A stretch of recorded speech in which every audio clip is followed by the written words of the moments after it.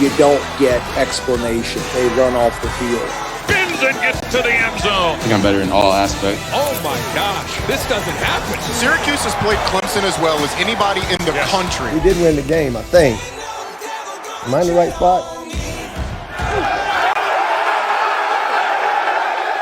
College football season is heating up, and who better to talk about it than the one and only mouth of the South, the mouth of the whole country when we're talking college football, the one and only Paul Finebaum. Paul, always good to see you, sir. And can you guess where we're starting?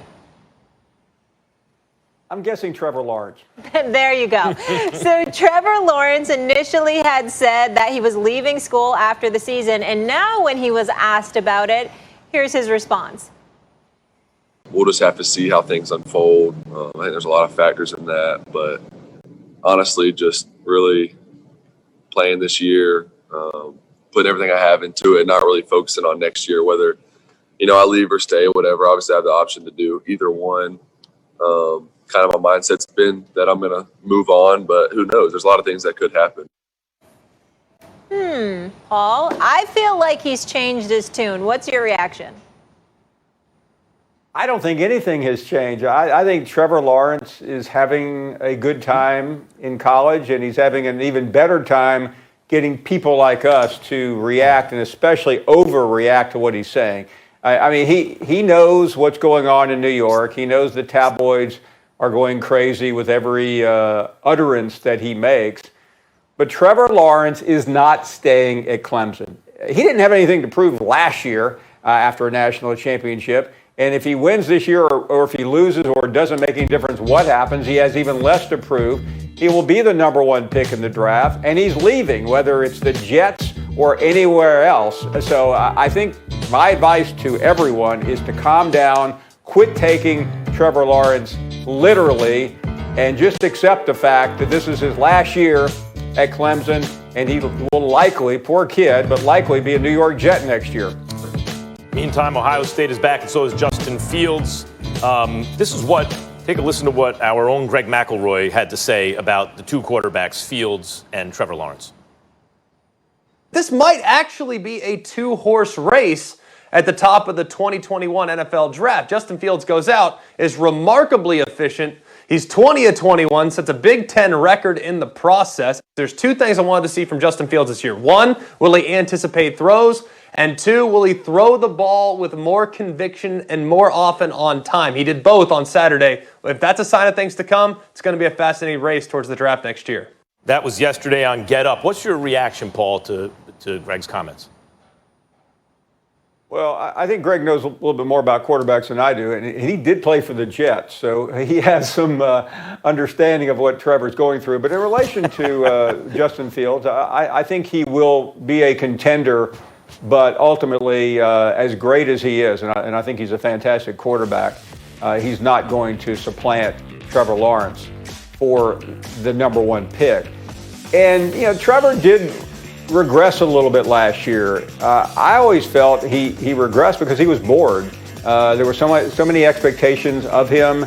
He tried to do things he didn't need to do, and some of that was because of the schedule. It can be boring, especially in the early part of the year, being a quarterback in the ACC for Clemson. I mean, you're not playing anyone. This year, the schedule will be more difficult. He'll go to Notre Dame in a week or two, and that's a challenge. He'll see some other tough teams along the way. So I think Trevor Lawrence already is more focused and locked in than he was a year ago.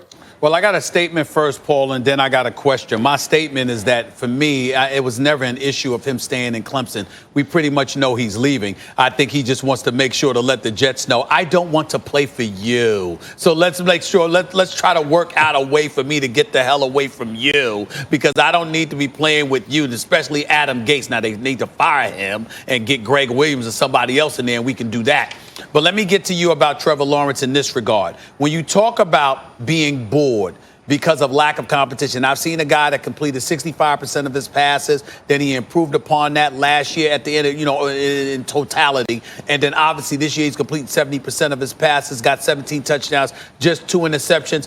But because of the conditions under which everybody's been working with this season, how much do you think if at all, that may factor into looking at whatever progress or lack thereof he has made this season because of all the conditions under which college football has been taking place this year? Yeah, I mean, there's no doubt. Everyone is playing at a slightly lower level because of the pandemic, Stephen. I think you're seeing it a little bit more on the defensive side.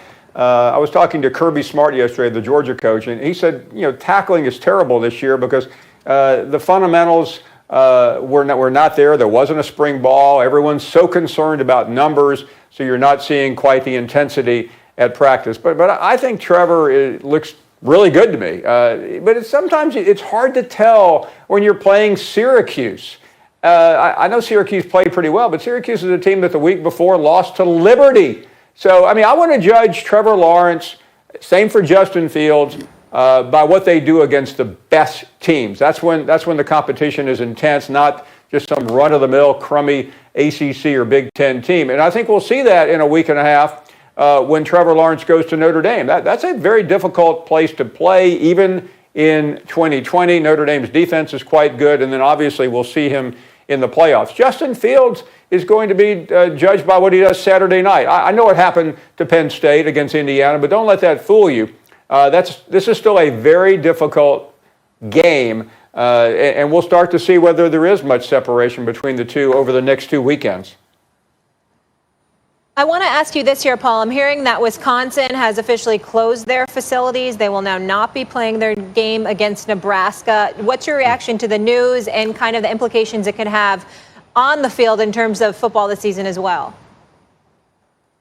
Yeah, and think about it in the Wisconsin case, for those who haven't been following them. I mean, they were down to their fourth-string quarterback because the starter went out before the season, and then the progression of COVID has gotten them. This is what the Big Ten wanted. The Big Ten, remember, on August 11th said, we're done. We're not playing football this year.